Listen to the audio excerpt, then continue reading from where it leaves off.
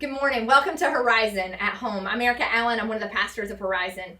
I'm so glad you're joining us this morning for the second message in our series, Shift Happens. How do we move from what was to what will be? 5 or 6 months ago, a big shift happened in our lives. Chris and I went from having our kids in preschool every day to having them home with us in the mornings. We were figuring out how to work our jobs and provide childcare for our children. It was quite difficult. The plan that we came up with, though, was that I would work with the kids in the morning. I would do some little activities and fun learning things with the kids in the morning while Chris worked, and then we would flip-flop in the afternoon. Chris would do fun activities with them in the afternoon, and I would do some work. One morning, I found myself outside. I had planned in my head all night I was going to teach the kids about sea turtles. So I got these plastic bins from my house. I put some sand and some water in the bins. I got these little turtles that the kids play with in the bath. I put them in this plastic bin, and I was going to teach the kids all about sea turtles. My kids are 2 years old and 3 years old. And so I'm sitting outside and I'm teaching them about the ecosystem of the ocean, how the tides work. I was teaching them about how the life cycle of the turtle, how there's a mom and there's a hatchling and there's an egg and there's a juvenile, and this is what the life cycle looks like and this is what size they are. And all of a sudden I'm outside teaching this amazing lesson, and I look up and my 2-year-old and my 3-year-old are inside with their dad crying because they don't like my lesson that I'm teaching them. Chris brings them outside and he says, "Erica, I know you were a 7th grade math and science teacher, and I know you were a good one, but Emma's 2 and David's 3, and they don't understand the word ecosystem, and they don't really care about the tides or the life cycle. They just want to play with the sand and the water. Can you let them just explore for a minute?" And I was like, yes, I got it. I realized that I had made this morning activity me-centered and not kid-centered. I wanted them to learn about ecosystems and habitats and tidal cycles and life cycles, and I wanted them to learn big and new words. I wanted them to do all the things I wanted them to do, and I had forgotten the most important thing that I'm supposed to do in the mornings, and that was engage the kids. I had a me-centered plan for the morning, not a kid-centered plan. I think if Nehemiah was here to talk to us, he would remind us of those moments in our lives where we made a plan about ourselves and we forgot about the people around us. I think Nehemiah would tell us that he was living a Nehemiah-centered life. And this is why Nehemiah had a great job. He worked for a king. He had all the resources and power and prestige that he ever needed. And he liked it. He was excited about it. But there became this shift happening in the world around Nehemiah. And God invited Nehemiah to move from what was, from a good position with power and prestige and money and all the things he'd ever wanted, to a life that was more God-centered. He invited Nehemiah to move from being the right-hand man for the king in a faraway place to move back home and to live out the job that God had for him in Israel. Nehemiah had to decide if he was going to participate in this God-centered plan or if he was going to stay with the Nehemiah-centered plan. And after fasting, after not eating and praying and calling out to God, he realized that the best shift for his life to move from what was to what would be to put God at the center of his life. And so he shows up at work one day after praying and not eating. And the king, his boss, looks at him and he's like, "Nehemiah, is everything okay?" And Nehemiah's like, "Actually, everything's not okay. I just heard that the place where I grew up, my hometown, is destroyed. I heard that the walls that protected the city, the walls in which I found and connected to God, the walls in which my family made memories and experiences, they've been torn down. The city gates of Jerusalem have been burned. The Babylonians, these folks from outside of Israel, had come in and they had absolutely and completely destroyed home.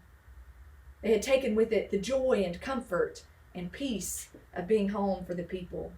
And as I read this, I had to sympathize with Nehemiah for a bit. I felt like in a lot of ways COVID-19 has done that.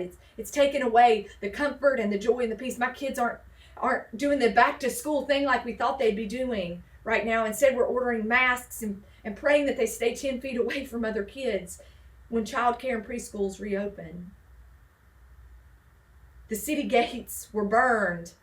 The things that brought beauty and peace and love have been burned. And there's so many things, the activities and experiences where we get together with all of our friends, a lot of those things have been taken from us in this season of COVID-19.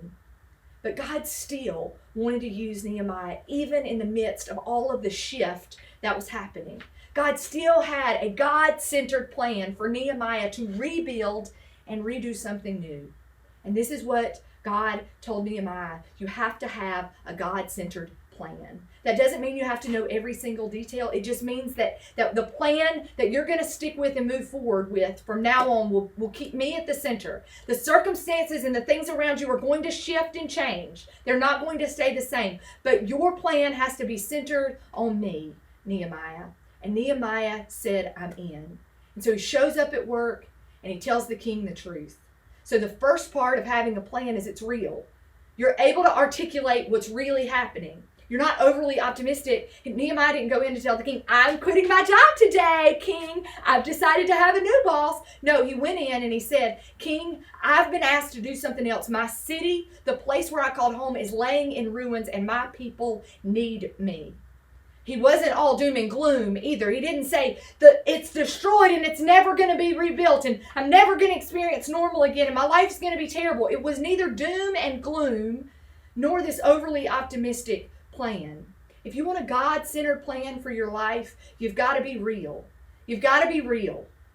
Look at the situation for real. The walls are torn down. The city gates are burned. Let's be real about that. But let's remember that with God at the center, you can never have complete doom and gloom. That will never be the complete end of the story. But you can't be overly optimistic. Things aren't magically going to be fixed tomorrow either. The first step of a God-centered plan, Nehemiah teaches us, is to be real. He looked at the king and he looked at his boss and he said, things aren't great in my hometown and I need to go back there and I need to lead the people. He was real. The second thing that Nehemiah did, 3 times in chapter 2, you hear Nehemiah call out about God's gracious hand. He tells other people about the way that God's gracious hand is at work. He prays for God's gracious hand to be at work in his life. He opens his eyes and he begins to open his life to the majestic and magical things that God is doing all around him that make absolutely no sense. He was aware of God's gracious, God's kind, God's loving hand on his life, providing things that he doesn't deserve. See, he looks at the king and he says, I need to go back home. And you know what the king looks at Nehemiah and says? The king of another country, not the king of Israel, the king of another place. He looks at Nehemiah and he says, what do you need to make that happen? That would be like if you look at your boss and say, hey, I'm ready to start a new company that does something similar to the company that I've been doing. And the boss looks at you and says, what resources can I do to support you? That doesn't happen often, right? God's gracious hand changed the heart of a king who provided the resources for Nehemiah. He said, whatever you need, Nehemiah, I'll give it to you. Nehemiah said, I need letters of recommendation. Literally, if you read in chapter 2, he says, I need letters of recommendation. I need money. I need to know that I have resources to rebuild the wall. And the king, Nehemiah's boss, says, whatever you need, Nehemiah, I'm going to give it to you. He recognizes God's gracious hand. A second God-centered plan recognizes and trusts that God's gracious hand is going to provide something that you could never imagine or do for your own self. What are those moments in your own life where if you looked back and you were honest, that you were trying to live a God-centered plan, you were trying to move from what was to what would be, and the only way you can explain some of the resources or things that happened is because God's gracious and kind and loving hand was involved in it? What do you need to thank God for right now? What resources have just absolutely come available to you that you shouldn't have, that are beyond comprehension? God's gracious hand, God's good and loving hand is at work in your life when God is the center of your plan. So the first thing is that you're real with your plan. You recognize what's really going on. You're not overly optimistic, but you're not all doom and gloom either, right? You're just real about what's going on. The second thing is that you recognize and trust God's gracious and good hand. And the third thing is that you trust that God is going to use you as a light. At the end of chapter 2, Nehemiah goes back to Israel. He's gathered these people around him, and he says to them, I want you to rebuild these walls with me. I want you to rebuild the walls of the city with me. And then he tells them about the way that God's gracious hand has provided all of this stuff for them. And the people say, we want to be a part of that. We want to be a part of that plan, because it wasn't about what Nehemiah wanted. It was about what God wanted. And what God wanted for the people was for them to experience some joy and some peace and some comfort of home. And the way to do that was to rebuild the walls. The third piece of a God-centered plan is that it will be about being a light for Jesus. The plan will no longer be about what you want for your life. The plan will no longer be about you and all of your things in life. Instead, it will be about how God will use you to be a light for Jesus in the world.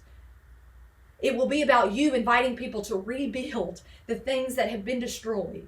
It will be about you casting a vision for a new day. It will be about you saying, this is what was, but this is what can be. It will be about God using you for new possibilities and new days. A God-centered plan is real. A God-centered plan recognizes and relies on God's gracious and loving hand.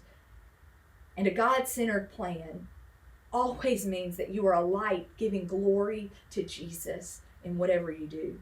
See, the people looked at Nehemiah and they said, let's rebuild this wall together. Let's begin this good work. People want to be a part. People want to be a part of being a light. They want to be a part of restoring and rebuilding the things of this world that have been and are being destroyed. And there's never been a more important time. As shifty things are changing all around us, there's never been a more important time for us to have a God-centered plan. Because me-centered plans are going to depend on schools reopening and childcare looking like this and my job looking like this and me going back and everything going back to normal. But a God-centered plan allows us to move from what was to what will be. A God-centered plan allows us to bring other people in and rebuild and restore things. But we cannot do that unless we are depending on the gracious and loving hand of God. I don't know about you, but the last 6 months it's been really easy for me not to depend on and love and recognize God's gracious hand. If this morning you're watching and you're like, it's been a long time since I've even given credit to God's gracious hand. I know God's loving and gracious hand has got to be doing something around me. Can you take a break for just a moment? Close your eyes. Think about somebody or something that has reminded you that God's gracious and loving hand is on your life. Maybe you've never ever trusted God's gracious hand. Maybe you know what it looks like to look at the things of your life that are crumbled. The things of your life feel burned up and destroyed. Maybe you know what that looks like all too well this morning, and you've never trusted God's gracious hand to rebuild your life. Can you take a moment right now to ask God to be the center of the plan of your life? Can you ask God to be the center of your life? And God, folks, can we start being a light?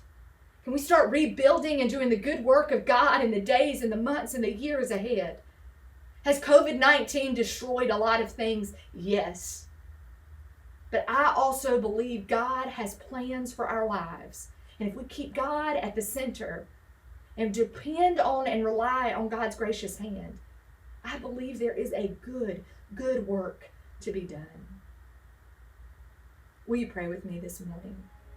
God, for those of us this morning who have taken our plans into our own lives and need to put you back at the center, I ask your gracious hand to scoop us up, to give us love, and to offer us a new plan with you at the center.